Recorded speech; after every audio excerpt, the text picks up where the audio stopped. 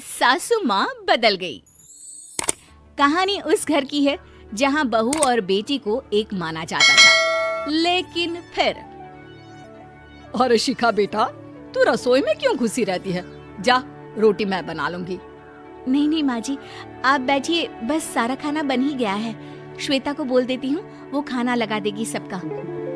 Sorry भाभी, मेरे पास वक्त नहीं है। माँ, मुझे पैसे देना, पार्लर जाना है। हाँ हाँ चली जाना, भाभी को भी ले जाना। वो भी जाने को बोल रही थी पार्लर, पर पहले ना मदद कर दे उसके खाना लगाने में। देख माँ, वो बहू है, उसे बहू रहने देना। इतना सर पर मत चढ़ा भाभी को। श्वेता, ज्यादा मत बोला कर। बहू और बेटी में कोई फर्क नहीं होता है। जा जाकर काम कर। ननद को माँ का भाभी से इस तरह प्यार करना बिल्कुल अच्छा नहीं लगता। वो बार बार किसी न किसी तरह माँ को भाभी के खिलाफ भड़काती रहती, लेकिन कोई फायदा ना होता। एक रोज, अरे बेटे किशन, जा बहू को कहीं घुमा कर ला। सारा दिन घर में काम करती रहती है। हाँ हाँ माँ, हम लोग जा रहे हैं ना गोवा। अच्छा जी, भाभी ने तो हमें बताया भी नहीं। वैसे तो सारी पंचायत करती है, ये गोवा वाली बात क्यों छुपा गई हमसे? अरे क्योंकि उसे खुद नहीं पता था बहन। मुझे टिकट सस्ती मिल रही थी तो मैंने बुक कर दिया। हाँ शिखा, पैकिंग कर ले, संडे हम जा रहे हैं गोवा। दोपहर में शिखा पैकिंग कर रही थी कि सास आ जाती है। ये क्या बहू, साड़ियाँ? अरे गोवा जा रही है घूमने या फिर शादी में मायके हैं? माँ जी, ऐसा कुछ है ही नहीं, समझ में नहीं आ रहा क्या रखूं कपड़े में। अरे तेरी और श्वेता की साइज तो एक ही है। उसके कुछ मॉडर्न कपड़े ले ले, आकर लौटा देना। हाँ माँ जी, ये ठीक रहेगा। शिखा श्वेता के पास जाती है और उससे कपड़े मांगती है। ना जी ना, मैं अपने कपड़े ना दूं। वैसे भी फैल जाएंगे मेरे कपड़े, बहुत महंगे वाले हैं। शिखा मुंह लटकाकर कमरे में आ जाती है तो सास कहती है, चल तैयार हो जा, तुझे मैं शॉपिंग करा कर लाती हूँ गोवा की। बस फिर क्या था, सास बहू निकल जाते हैं मार्केट और एक से बढ़कर एक ड्रेस खरीद कर घर आते हैं। पहले बता देती कि नए कपड़े दिलाने वाली है भाभी को, तो मैं अपने ही दे देती ना भाभी को, मुझे दिला देती नए कपड़े। देख श्वेता, परिवार का मतलब सबके साथ रहना होता है, ना कि सिर्फ अपना सोचना। वैसे भी तुझे अच्छे संस्कार सीखने चाहिए। और रही बात कपड़ों की, तो शिखा, आज से घर पर भी तू मॉडर्न कपड़े ही पहनेगी। कोई जरूरत नहीं है ये साड़ी वाड़ी लपेटने की। अब क्या था, घर पर श्वेता और शिखा एक जैसे रहते। एक बार पड़ोसन आती है। अरे बेटा, अपनी माँ को तो बुलाना, जरा बात करनी है। शिखा सास को बताती है और रसोई में चली जाती है। ये आपकी बेटी बहुत बड़ी हो गई है, इसके लिए एक रिश्ता है, कहो तो बता दूं।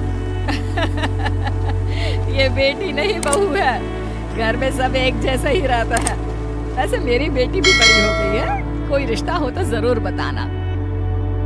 पड़ोसन रिश्ता लेकर उन लोगों के घर आती है। तब श्वेता की होने वाली सास कहती है, तो ये घर है, कितने मंजिल का है? और ये बहू ने आपकी क्या पहन रखा है, जीन्स टॉप?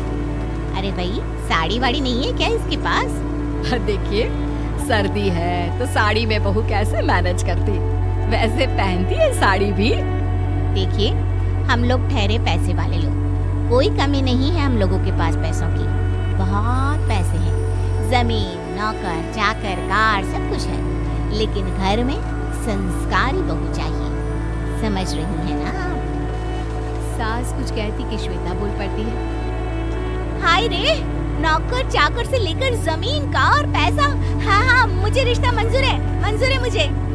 अरे रुक जा श्वेता, मैं बात कर रही हूँ ना। देखिए, हम लोगों के घर इतनी आजादी नहीं मिलेगी। अरे हाँ कर देना माँ, हाँ कर दे जल्दी से। सास क्या करती, बेटी की शादी ऐसे घर में कर देती है जहाँ ना उनके विचार मिलते हैं और ना ही आचार। शादी के बाद एक रोज फोन पर, श्वेता बेटा, एक बार घर आ जा, बहुत दिल करता है तुझे देखने का। मामू, घर पर बहुत काम होता है, कैसे आऊँ? बड़ा घर है, लेकिन आने जाने वालों की लाइन ही लगी रहती है। बेटा मैं तो जानती थी उस घर का हाल, लेकिन तू ही नहीं मान रही थी। माँ देख, हर घर का यही हाल है। तेरी बेटी को यहाँ घूंघट हटाने की परमिशन नहीं है और एक तरफ भाभी स्कर्ट पहनकर घूम रही है। बेटा मुझे क्या पता था कि मेरी बेटी को ससुराल के नाम पर पिंजरा मिल जाएगा। अच्छा माँ, फोन रखती हूँ, सास को गर्मा गर्म रोटी खिलानी है। तुम लोगों की तरह नहीं कि एक रोटी बनाओ, एक सब्जी बनाओ, फिर सारा दिन फ्री होकर घूमो। सास फोन तो रख देती है, लेकिन सोच में पड़ जाती है कि एक तरफ बेटी जिसे कोई आजादी नहीं, वहीं दूसरी तरफ बहू जिसे देखकर लगता ही नहीं कि उसकी शादी भी हुई है। अगले रोज। शिखा, अरे ओ शिखा। हाँ माँ, क्या हुआ? कुछ चाहिए आपको? मैं जिम जा रही थी। जिम के कपड़ों में बहू को देखकर सास को घूंघट में अपनी बेटी का ख्याल आता है। देख बहू, घर में बहू की तरह रहा कर। इतने टाइट कपड़े पहनकर जिम जाना पसंद नहीं मुझे। जा जाकर रोटी बना। रोटी? माँ अभी तो शाम की 6 बजे हैं, इस वक्त रोटी? अब क्या मेरे खाने पीने पर भी पहरा है? अरे जब मर्जी तब मैं अपने घर में खा भी नहीं सकती क्या? बहू को अजीब लगता है। वो समझ नहीं पाती कि जो सास कल तक इतनी सपोर्टिव थी, उन्हें अचानक से क्या हो गया। वो किचन में जाती है, गरम रोटी के साथ 2 तरह की सब्जी, रायता, सलाद सब लेकर सास के पास आती है। माँ जी, खाना। इतना सारा खाना? राक्षस समझा है क्या मुझे? रोटी मांगी थी मैंने गर्मा गर्म बस। पर माँ जी, रोटी खाती किससे आप? सब्जी तो बनानी थी ना।